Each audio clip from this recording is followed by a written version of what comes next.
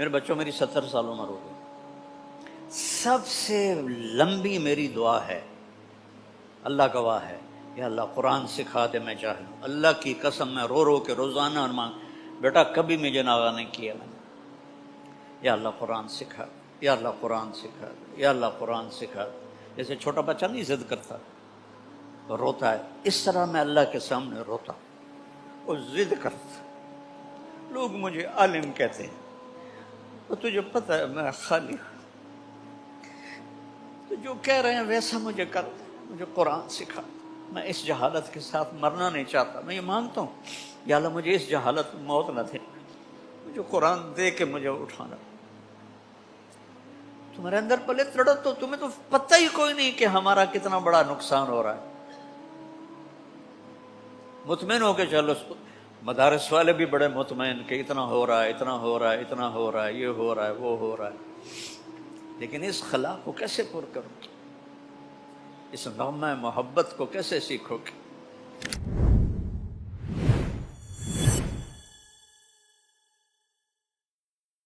تو اللہ آپ کو ہمت دے، آپ جوان ہیں، ہماری تو گزر گئی، ڈھیر گزر گئی تھوڑی رہیا، پنجابی کا ہماری جانگلی زبان کا ہے داگڑ دیا، ڈھیر گزر گئی تھوڑی رہیا، ہماری تو 70 ہو گئی، پیچھے کیا ہے؟ آپ بچے ہو، قرآن کو اللہ سے مانگو، قرآن کو اللہ سے مانگو۔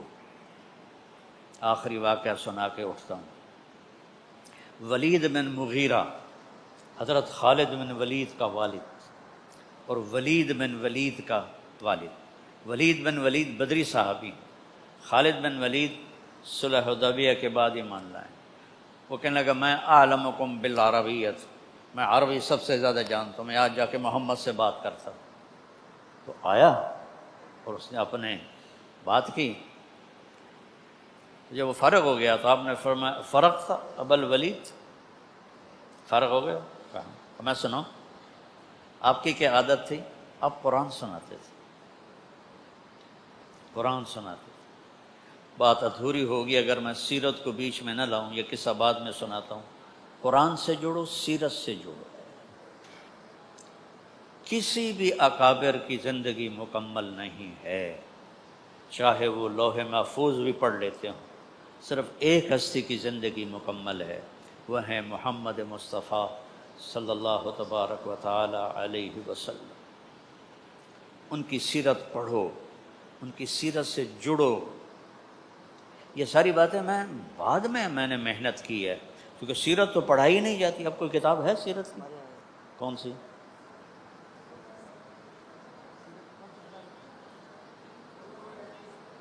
او اتنی سی ہے، وہ تو ایسے ہی ہنسا مذاق ہے۔ تو سیرت پڑھو بیٹا۔ اچھا، وہ تو اچھی کتاب۔ تو آپ نے کہا میں سناؤں؟ کہا ہم نے کہا یوم ترجف الارض والجبال وکانت الجبال کثیبا مہیلا، ایسے دکھا دیا پہاڑوں کو ریت بنتا ہوا اور زمین کو کپکپاتا ہوا۔ یوم ترجف الارض والجبال وکانت الجبال کثیبا مہیلا، ولید بن مغیرہ کو پہاڑ ریت اڑتے ہوئے نظر آئے۔ انا ارسلنا الیکم رسولا کما ارسلنا الی فرعون رسولا فعصى فرعون الرسول فاخذناه اخذا وبیلا فکیف تتقون ان کفرتم یوما یجعل الولدان شیبا السماء منفطر به۔ میرے رب کی قسم، یوں نظر آتا ہے جیسے وہ آسمان ٹکڑے ٹکڑے ہو رہا ہے۔ کان وعدہ مفعولا ان هذه تذکرہ فمن شاء اتخذ الی ربہ سبیلا۔ میں بھی پوری فہم نہیں رکھتا، میرا کوئی دعویٰ نہیں، رب ذوالجلال کی قسم۔ وہ ولید مجھ سے زیادہ اس کی عربیت کو جانتا تھا، اس کا رد عمل آپ کو دکھاتا ہوں۔ رد عمل ویسے بیٹھا تھا نا نیچے، ویسے کھڑا ہوا،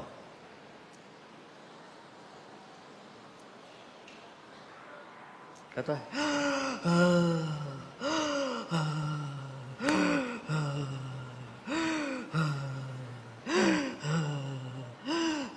یوں دوڑ لگائی دروازے سے باہر بھاگ کے، پیٹھ نہیں پھیر سکا. تمہاری تو آنکھ بھی نہیں ہلتی، وہ پورا ہل گیا، پیٹھ نہیں پھیر سکا خوف کی وجہ سے. اسے لگا جیسے یہ پہاڑ ریت بن گئے، یہ زمین زلزلے سے ٹکڑے ٹکڑے ہو گئی. سبحان اللہ. اور جا کے گھر چھپ کے بیٹھ گیا. تو وہ چند دن نکلے ہی نہیں. ابو جہل نے کہا وہ محمد کا جادو چل گیا، چلو چل کے بات کریں. تو سارے آ گئے. ابو جہل کہنے لگا ولید محمد کا جادو چل گیا ہے، تو ہم پیسے اکٹھے کرتے ہیں تاکہ تو خوشحال ہو جائے. کب پاگلو، تمہیں پتہ نہیں میں تم میں سب سے زیادہ پیسے والا ہوں، میں عربی کو سمجھنے والا ہوں. اب اس کا اس کلام پہ تبصرہ سنو کہ سمعت منہ کلاما فإن فیہ حلاوہ وإن علیہ لطلاوہ وإن اسفلہ مثمر وأعلاہ مغدق وإنہ لیعلو ولا یعلی وإنہ لیحسم ما تحتہ. انہوں نے کہا پاگلو، تمہیں پتہ ہے میں عربی دان ہوں، میں نے محمد کا کلام سنا ہے، اس کے اندر مٹھاس ہے شہد جیسی، اور اوپر رونق ہے بہار جیسی. الفاظ تب تدبر اندر میں جو ہم نہیں کرتے. اب تو سارے مولوی اردو کی تفسیریں پڑھ کے اپنا کام چلا لیتے ہیں. وَإِنَّ أَسْفَلَهُ مُغْدِقٌ، اس کی جڑیں گہری ہیں. وَأَعْلَاهُ مُثْمِرٌ، اور اس کی شاخیں پھل سے بھری ہوئی ہیں. وَإِنَّهُ لَيَعْلُو، وہ بلندی کی طرف اٹھتا ہے. وَلَا يُعْلَى، اور کوئی اس کے اوپر جا نہیں سکتا. وَإِنَّهُ لَيَحْتِمُ مَا تَحْتَهُ، جو اس کے سامنے آتا ہے اسے پیس کے رکھ دیتا ہے. یہ کافر کی بات ہے، کافر. اب یہ بات تو پھیل گئی تو انہوں نے سارے اکٹھے ہو گئے. تو نے تمہیں برباد کر دیا.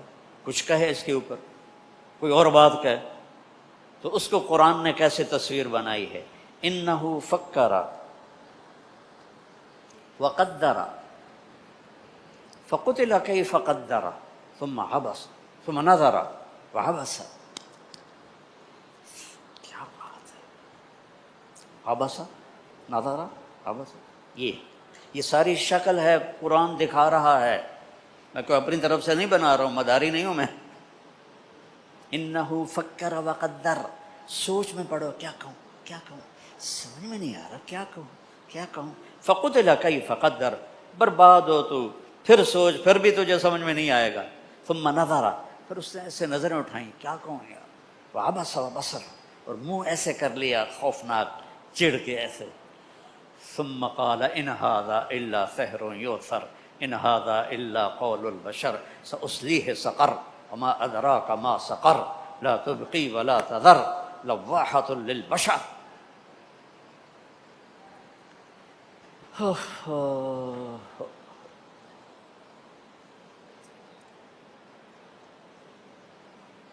پہلے دعا تو شروع کرو. یا اللہ، میرے بچوں میری 70 سال عمر ہو گئی، سب سے لمبی میری دعا ہے، اللہ گواہ ہے، یا اللہ قرآن سکھا دے، میں جاہل ہوں. اللہ کی قسم میں رو رو کے روزانہ اور مانگ، بیٹا کبھی مجھے ناغہ نہیں کیا میں نے.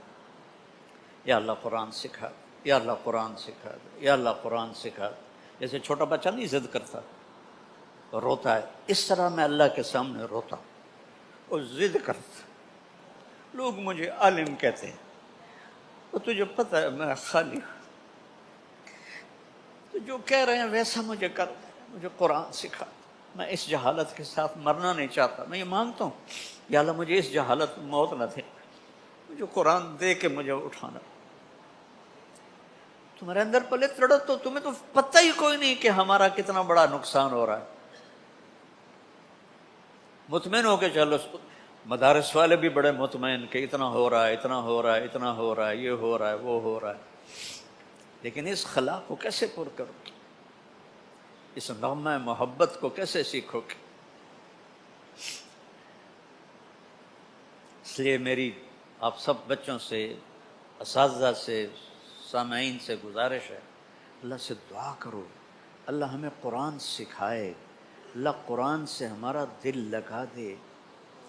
میں رائمنڈ میں جب مقیم تھا اور میری وہ ذمہ دارہ جماعت میں تشکیل نہیں ہوئی تھی، تو ایوری کوسٹ سے ایک کالا آیا تھا، باسکٹ بال کا کھلاڑی تھا، 6.5 فٹ، تو وہ مسلمان ہوا تھا۔ تو میں نے اس سے پوچھا کہ تم مسلمان کیسے ہو؟ اس نے کہا میں مالی گیا میچ کھیلنے، تو ایک جنرل سٹور پہ گیا کچھ سودا لینے، وہاں قرآن کی تلاوت کیسٹ میں چل رہی تھی کہ میں کھڑا ہو کے سننے لگا۔ میرے اوپر اتنا اثر ہوا، میں نے اس سے پوچھا یہ کون گا رہا ہے؟ تو اس نے کہا یہ گانا نہیں ہے، ہمارا قرآن ہے۔ کہا یہ کیسٹ میں لے سکتا ہوں؟ میں نے کہا لے لو۔ کہا میں گھر آ کے ساری رات سنتا رہا، صبح مسلمان ہو کے۔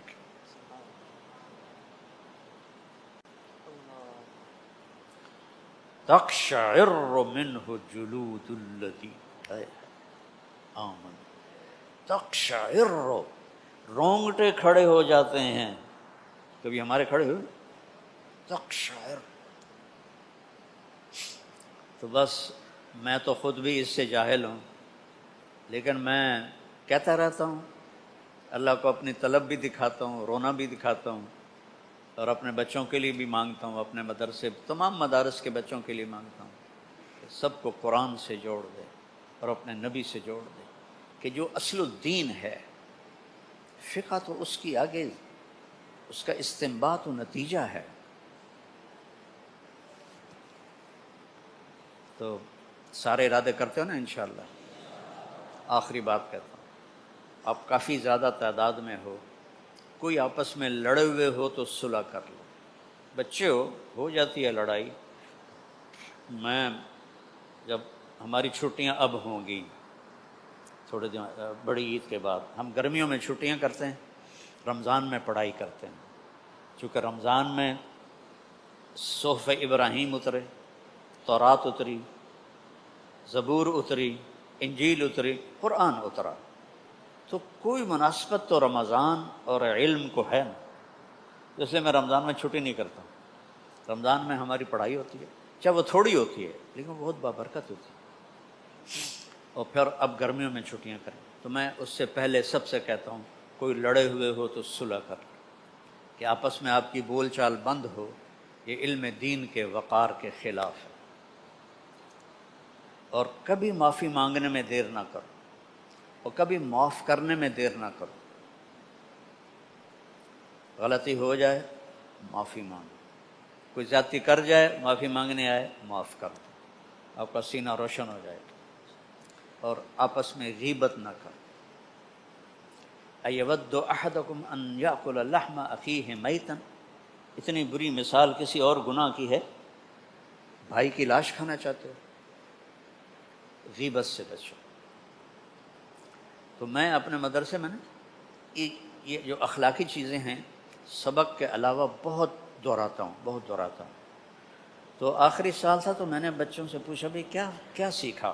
تو ایک لڑکا کھڑا ہو، تو استاد جی میں میزان کے سال میں آیا تھا اور آپ سے سنا تھا غیبت نہیں کر، آج میں نکل رہا ہوں مدرسے سے، میں قسم کھاتا ہوں ان 7-8 سال میں نے کوئی غیبت نہیں کی، قسم اٹھا میں قسم کھاتا ہوں میں نے کسی کی غیبت نہیں کی۔ تو اس سے آپ کا دل روشن رہے گا، نورانی رہے گی۔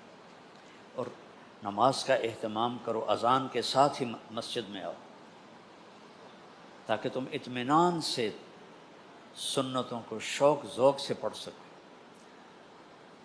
جتنی آپ کی نماز خوبصورت ہوگی آپ کے اخلاق خوبصورت ہوں گے، آپ کے رزق میں برکت ہوگی۔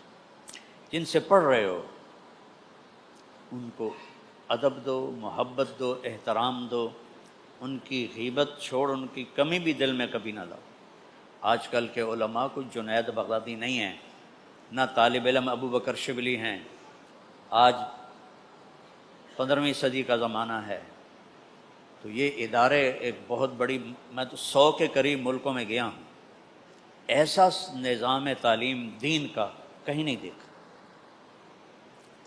تو شکر ادا کرو، یہ سارے تمہارے محسن بیٹھے ہوئے ہیں، کبھی ان کی غلطیاں نہ پکڑنا، کبھی اس پہ تبصرہ نہ کرنا، کوئی کرے تو اس کو محبت سے روک دینا، محروم ہو جاتا ہے آدمی۔ تو اپنے استادوں کے لیے دعائیں کیا کرو۔ میرے جتنے استاد دنیا سے چلے گئے ہیں، پرائمری اسکول سے لے کر گورنمنٹ کالج تک اور رائمنڈ کے مدرسہ سے لے کر جامعہ رشیدیہ تک، سب کے لیے 2 نفل میرے پکے ہیں روزانہ، تو میں ان کے لیے 2 نفل پڑھتا ہوں، چاہے وہ میرے پرائمری اسکول کے تھے اور چاہے وہ میرے گورنمنٹ کالج کے تھے یا سینٹرل ماڈل اسکول کے تھے یا وہ رائمنڈ میں پھر میں پڑھا ہوں، پھر جامعہ رشیدیہ میں دورہ حدیث کیا، سب کے لیے دعا کرتا ہوں۔ اور جو اساتذہ میں سے فوت ہو جاتا ہے پھر اس کے لیے عمرہ کرتا ہوں، عمرہ کرتا ہوں۔ تو بچوں اپنے استادوں کو عزت دو، احترام دو، تو انشاءاللہ میری دعا ہے اللہ اس ادارے کو مزید پھلے پھلائے۔ میں تو بہت زمانہ پہلے آیا تھا جب مفتی صاحب زندہ تھے، تو آج آ کے بڑی خوشی ہوئی ہے اتنی ترقی دیکھ کر۔ اور وہ آتا ہے نا فخلف من بعدہم خلف اضاعوا الصلاۃ واتبعوا الشہوات، تو اللہ تعالیٰ جزائے خیر دے ہمارے بیٹے کو، یہ خلف نہیں ہے یہ خلف ہے، اس نے اپنے باپ کی میراث کو سنبھالا بھی ہے اور بڑھایا بھی، تو اللہ اس کو بہت جزائے خیر عطا فرمائے۔